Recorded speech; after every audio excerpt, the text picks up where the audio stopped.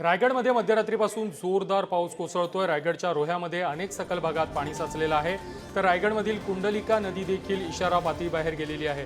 कुंडलिका नदी काठच्या गावांना आता सतर्कतेचा इशारा देखील देण्यात आलेला आहे।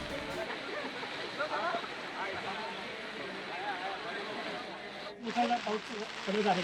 मुसळधार पाऊस पडत असल्यामुळे सखल भागामध्ये पाणी साचलेले दिसत आहे। मी परमारनगर, शांतीनगर, भुवनेश्वरच्या काही पट्ट्यामध्ये उभा आहे। तिथे आपण पाहू शकता मोठ्या प्रमाणात पाणी साचलेलं आहे।